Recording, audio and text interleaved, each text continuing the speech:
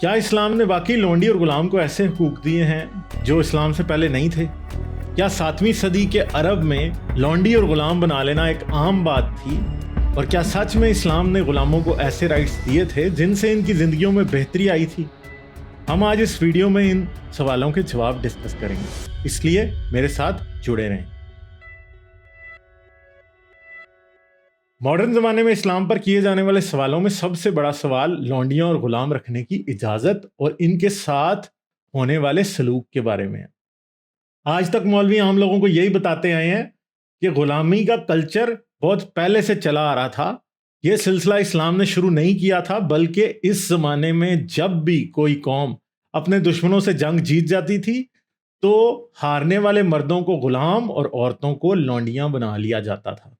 مولوی یہ بھی بتاتے ہیں کہ اسلام نے تو اصل میں غلاموں کو وہ رائٹس دیے جو اس سے پہلے کسی اور نے کبھی نہیں دیے تھے، مگر یہاں سوال یہ اٹھتا ہے کہ 7ویں صدی کے عرب میں آباد لوگ غلامی کے معاملے میں کیسے تھے؟ کیا وہ بھی لونڈیاں اور غلام بناتے تھے؟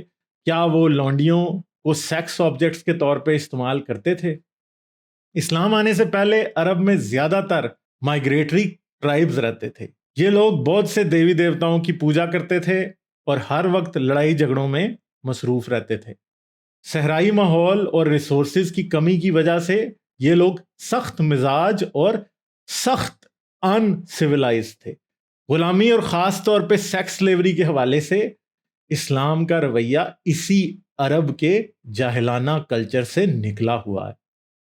لیکن بالکل اسی وقت عرب سوسائٹی میں کچھ ایسے قبیلے اور لوگ بھی موجود تھے جن کا غلاموں اور لونڈیوں کے ساتھ سلوک عربی بدوؤں کے مقابلے میں کافی بہتر تھا۔ آئیے دیکھتے ہیں کہ یہ لوگ کون تھے اور اسلام کے مقابلے میں ان کا رویہ کیسا تھا۔ اولڈ ٹیسٹمنٹ کتابوں کا وہ مجموعہ ہے جسے یہودی اور مسیحی دونوں تسلیم کرتے ہیں۔ آئے میں آپ کو اولڈ ٹیسٹمنٹ کی 5ویں کتاب ڈیٹرونومی کے چیپٹر نمبر 21 کا کچھ حصہ سناتا ہوں۔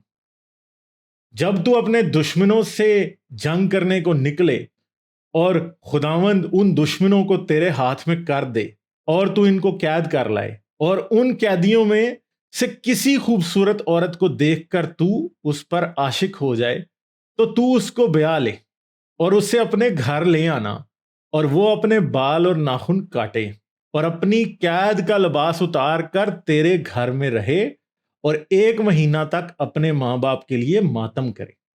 اس کے بعد تو اس کے پاس جا کر اس کا شوہر ہونا اور وہ تیری بیوی بنے، اور اگر وہ تجھ کو پسند نہ رہے تو جہاں وہ چاہے اس کو جانے دینا، لیکن روپے کی خاطر اس کو ہرگز نہ بیچنا اور اس سے لونڈی کا سا سلوک نہ کرنا، اس لیے کہ تو نے اس کی عزت لے لی۔ عرب میں غلاموں سے اچھا سلوک کرنے والے لوگ اصل میں یہودی تھے جو سارے عرب میں پھیلے ہوئے تھے۔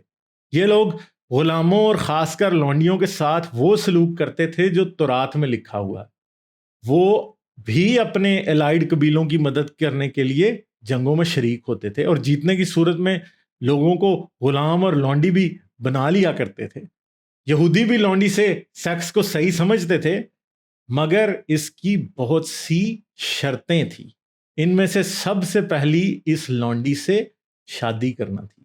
آپ حیران ہوں گے کہ اسلام جو کہ غلاموں اور لونڈیوں کی حالت بہتر کرنے کا دعویٰ کرتا ہے، تورات کے اصول پر ہی قائم کیوں نہ رہا؟ یقیناً میں بھی اس بات پر حیران ہوں اور اس سوال کا جواب تھوڑی دیر میں آپ کو دیتا ہوں۔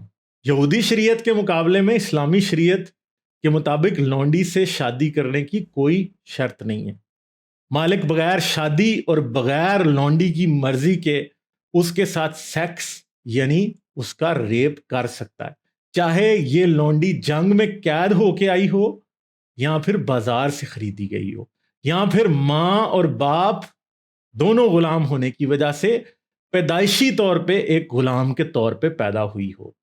آپ نے ضرور انجینئر محمد علی مرزا غامدی صاحب یا پھر ڈاکٹر اسرار صاحب کو یہ بات کہتے ہوئے سنا ہوگا کہ رسول اللہ کے دور میں لونڈی صرف جنگ کے میدان میں لڑنے کے لیے آنے والی عورت کو بنایا جاتا تھا، مگر یہ بات مکمل طور پہ جھوٹ ہے اور یہ ثابت کرتی ہے کہ انجینئر غامدی صاحب اور ڈاکٹر اسرار صاحب خود غلامی جیسے غیر انسانی قانون کو غلط سمجھتے ہیں اور اس پر پردہ ڈالنے کی ناکام کوشش کرتے رہتے ہیں۔ مسلمان صرف جنگ کے میدان میں مقابلے کے لیے آنے والی عورت کو ہی لونڈی نہیں بناتے تھے۔ اس بات کی پریکٹیکل اگزامپل ہمیں حضرت محمد کی زندگی میں ہی نظر آ جاتی ہے۔ رسول اللہ کی درجن بھر کے قریب بیویوں کے علاوہ کئی لونڈیاں بھی تھیں۔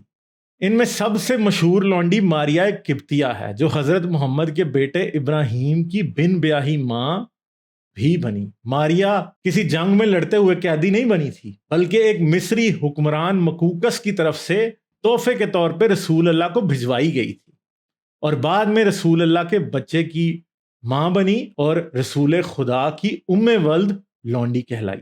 رسول اللہ نے اپنی شریعت میں لونڈی سے شادی کرنے کو لازمی اس لیے نہیں ٹھہرایا کیونکہ ان کی شریعت لونڈی کو ایک انسان اور عورت جتنی عزت نہیں دیتی۔ اس سے بچے بھی پیدا کر لیے جاتے تھے اور بعد میں اسے بیچ بھی دیا جاتا تھا۔ لونڈی کو بچہ پیدا کرنے کے بعد بیچ دینا رسول اللہ کے دور میں رائج تھا، اور اس بہت برے اور غیر انسانی فعل کو بعد ازاں حضرت عمر کے دور میں منسوخ کیا گیا اور ولد کو بیچنے پہ پابندی لگا دی گئی۔ اولڈ ٹیسٹمنٹ کی طرف واپس آتے ہیں، مگر سوال یہ ہے کہ اولڈ ٹیسٹمنٹ میں لونڈی سے کیا جانے والا سلوک حضرت محمد کی شریعت سے بہتر کیسے ہے؟ ہم اولڈ ٹیسٹمنٹ کو یا یہودیت کو ڈیفینڈ نہیں کر رہے، ہم اس مذہب کو بھی بالکل اسی طرح سمجھتے ہیں جس طرح اسلام کو یا دنیا کے کسی بھی دوسرے مذہب کو سمجھتے ہیں۔ اولڈ ٹیسٹمنٹ کی دوسری کنڈیشن یہ ہے کہ کنیز کو گھر لانے کے بعد اس کو 1 مہینے کی مہلت دی جائے تاکہ وہ اپنے ماں باپ اور بہن بھائیوں کے قتل اور جدائی کا غم بنا لے اور اس کے دوران گھر کے ماحول سے بھی ایڈجسٹ ہو جائے۔ ایسا کچھ تورات کی ان آیتوں کی تفسیر میں کہا جاتا ہے۔ اس انتظار کے بعد اس سے شادی کی جاتی تھی۔ یہودیت کے مقابلے میں اسلام نے مہلت دینے کی کوئی ضرورت محسوس نہیں کی۔ اگر لڑکی غیر شادی شدہ یا مائنر ہے تو جنگ کے بعد جیسے ہی وہ مسلمانوں میں تقسیم ہوگی ویسے ہی مسلمان اس سے ہر قسم کی جسمانی ضرورت پوری کر سکتے ہیں، کیونکہ ایک مائنر لڑکی یا ایسی لڑکی جس کا حیض شروع نہیں ہوا یا مینسٹرویشن شروع نہیں ہوئی، اس کے لیے کسی بھی قسم کے ویٹ کی کوئی شرط نہیں ہے۔ لیکن اگر لونڈی بننے والی انسان پہلے سے شادی شدہ ہے تو سیکس سے پہلے اس کا ایک مینسٹرل سائیکل یا حیض کے ختم ہونے کا انتظار لازمی ہے۔ مگر شاید آپ کے ذہن میں پھر کسی ملا کی باتیں آئیں کہ اسلام نے غلامی ختم کی یا غلاموں کو سب سے زیادہ حقوق دیے، تو اس ویڈیو کو دیکھتے جائیں، چینل کو سبسکرائب کر لیں، کیونکہ اس سلسلے کی اگلی ایپیسوڈ میں آپ کو اسلامی حدیث، قرآن اور تاریخ سے ہی نکال کے یہ بتا دوں گا کہ یہ دعویٰ بالکل جھوٹا ہے۔ صرف ایک مینسٹرل سائیکل کے بعد ہی لونڈی سے سیکس کی مثال ہمیں حضرت صفیہ کے معاملے میں رسول اللہ کی سیرت سے ہی مل جاتی ہے۔ صفیہ کے شوہر اور باپ کو مسلمانوں نے غزوہ خیبر میں قتل کر دیا تھا، مگر پیغمبر اسلام نے جنگ سے واپسی کے راستے ہی میں ان کے ساتھ سیکس شروع کر دیا تھا، کیونکہ اس دوران ان کا مینسٹریشن کا خون آنا ختم ہو گیا تھا۔ کیا آپ امیجن کر سکتے ہیں کہ اس رات صفیہ پہ کیا بیتی ہوگی، جس نے ریسنٹلی اپنے باپ اور شوہر کو اپنی آنکھوں کے سامنے قتل ہوتے دیکھا تھا، اور ابھی اس کے آنسو بھی خشک نہیں ہوئے تھے کہ فاتح فوج کا کمانڈر اس کو اپنے بستر پہ لے گیا۔ ان دو باتوں کے کمپیریزن سے ہی صاف طور پہ نظر آ جاتا ہے کہ یہودیوں کے مقابلے میں اسلام نے لونڈی کے جو رائٹس دیے ہیں کیا وہ سچ میں بہتر ہیں۔ لیکن رکیں، اولڈ ٹیسٹمنٹ کی ایک تیسری کنڈیشن بھی ہے، وہ یہ کہ ایک بار جب بیوی بنا کر سیکس کر لیا، اس کے بعد وہ عورت بیچی یا کسی کو تحفے میں دی نہیں جا سکتی۔ زیادہ سے زیادہ یہ کیا جا سکتا ہے کہ اسے آزاد کر دیا جائے۔